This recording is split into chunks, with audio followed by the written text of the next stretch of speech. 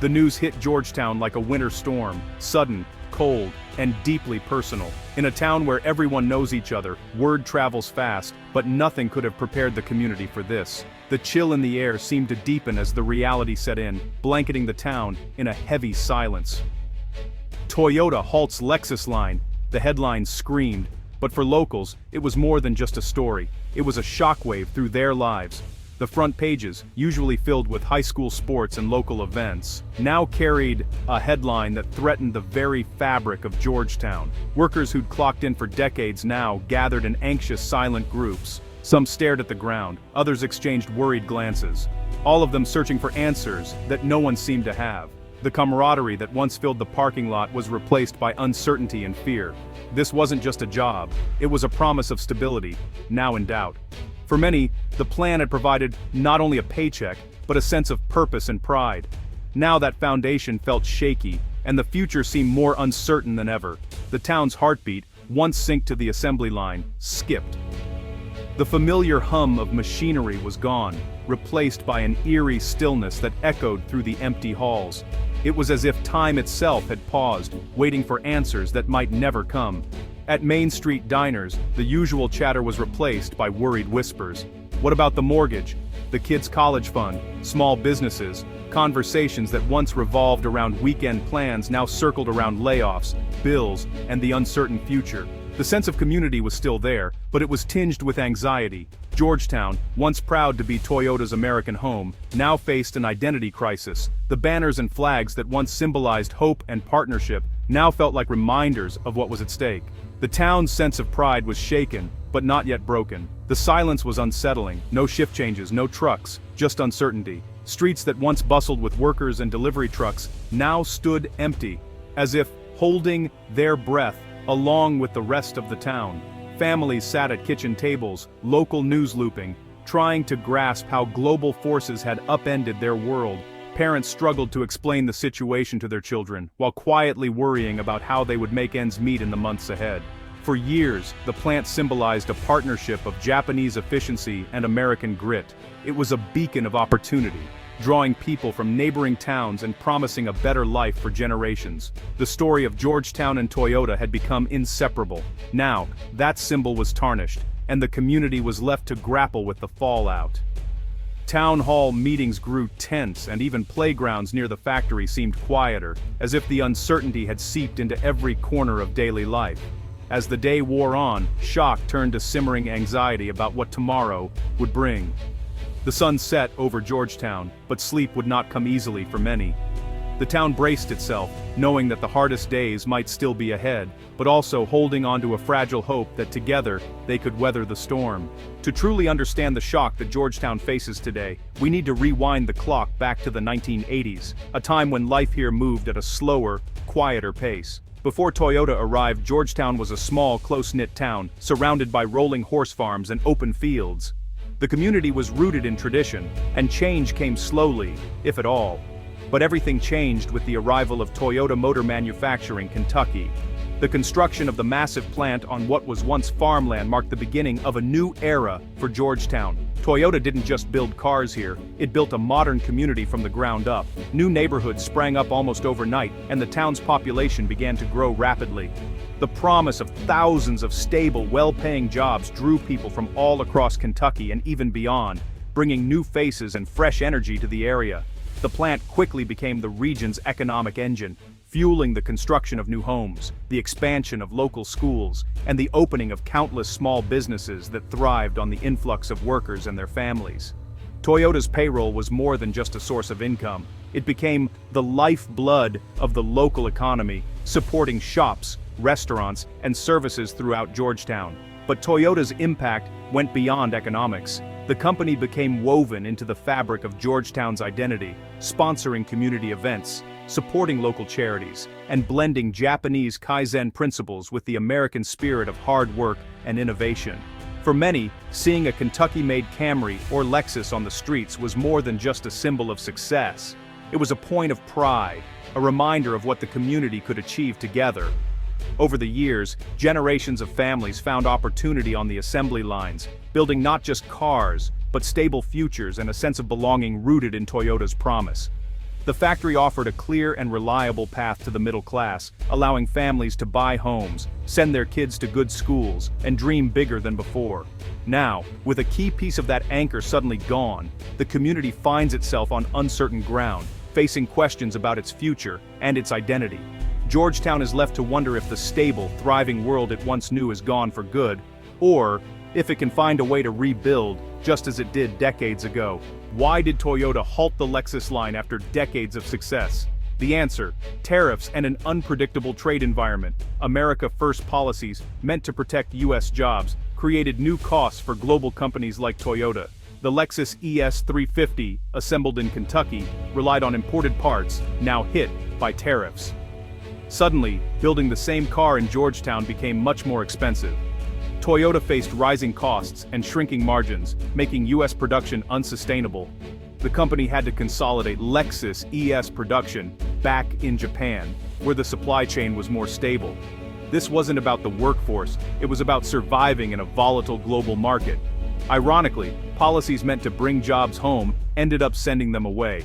For the workers of Georgetown, Kentucky, the changes at the Toyota plant aren't just headlines or numbers on a spreadsheet. This isn't about abstract trade policy or distant economic trends. It's about their daily lives, their families, and their futures. Every shift, every paycheck, every handshake on the factory floor is woven into the fabric of their community. Take David, for example. He's spent 25 years on the assembly line, building cars and building a life. Thanks to his steady job at Toyota, he put 2 kids through college, bought a house in a quiet neighborhood, and provided for his family. The pride he feels watching his children graduate is matched only by the satisfaction of honest work. But now, at 47, David faces the unthinkable, starting over in a world that feels less certain than ever. The bills keep coming, but the future he worked so hard to secure suddenly seems fragile. Toyota says it will try to reassign workers, but the reality is that the best jobs, the ones with good pay and benefits, are disappearing. The sense of security that once defined factory work is slipping away. The fear of pay cuts, layoffs, or being forced into lower wage positions is real and growing. Every conversation in the break room is tinged with anxiety. It's not just the workers on the line who are affected. Maria, who runs a small catering business serving the plant, is already feeling the impact. She worries about canceled events, empty order books, and the possibility of having to let go of her own employees. When the plant slows down, I slow down, Maria says, her voice heavy with concern. Every lost order means less income, and the uncertainty makes it hard to plan for the future. Then there's Mark and Sarah, a young couple who both work at the plant. They just bought their first home, filled it with hope, and are expecting their first child. Their dreams were built on the promise of steady work and a stable future. We planned our whole future around this, Sarah says, fighting back tears. The joy of new beginnings is now shadowed by worry about what tomorrow might bring. The promise of stability has been replaced by sleepless nights, whispered worries, and tough conversations about how to make ends meet if things get worse. The loss doesn't stop at the factory gates. It ripples through the entire community. Small businesses, families, and lifelong dreams all shaken by the uncertainty. The main street feels quieter, and the sense of pride that once filled Georgetown is now mixed with anxiety. Georgetown was supposed to be the exception, a shining example of modern American manufacturing, where hard work paid off and the future looked bright. Now, with the loss of the Lexus line, that model feels cracked. The sense of security and progress has been replaced by doubt and disappointment. In today's global economy, no job, no matter how skilled or dedicated the worker, is truly secure. The world is changing fast, and the people who built these cars are left to wonder what comes next. For those who poured their lives into this factory, the shutdown isn't just a business decision, it's a personal blow, a loss of identity, and the start of a daunting new reality. While Georgetown reels, Huntsville, Alabama, tells a different story. There, a new Mazda Toyota plant thrives, built with a hyper-local supply chain. Most parts are sourced domestically, insulating the plant from tariffs and trade wars. This nearshoring approach supports American jobs and creates cost stability. The Alabama plant was designed for today's economic climate, flexible, automated, and resilient. It's a lesson in proactive adaptation, not crisis management. The contrast isn't about blame, but about evolution. The old model, global supply chains, is fragile. The new model, regional ecosystems, offers resilience. For U.S. manufacturing to thrive, it must learn from both factories. The Georgetown shutdown spotlights the debate over America First trade policies. The goal was to protect U.S. jobs with tariffs and tough trade deals, but the reality is more complex. Toyota, though a foreign brand, is a major U.S. employer. Tariffs meant to punish foreign competitors ended up hurting American workers. Georgetown is now Exhibit A for the unintended consequences of trade wars. The political fallout is real, but for local families, ideology offers little comfort. They're living with the consequences of a policy experiment.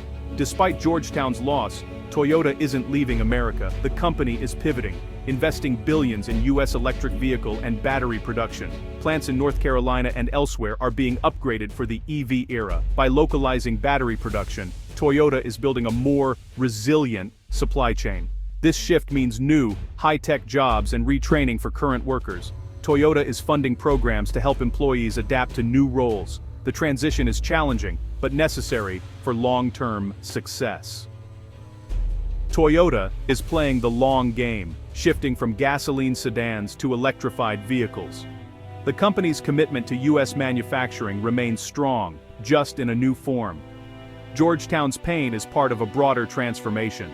Georgetown's story is a lesson for the nation. Stability in manufacturing requires predictable trade policy. Erratic tariffs and trade wars discourage investment and planning. The future belongs to agile, innovative factories focused on next-generation products.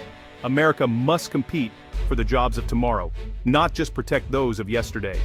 A resilient economy needs a skilled, adaptable workforce. That means investing in vocational schools, retraining, and lifelong learning. The Georgetown crisis is a wake-up call. We can't turn back the clock. Instead, we need smart trade, relentless innovation, and deep investment in American workers.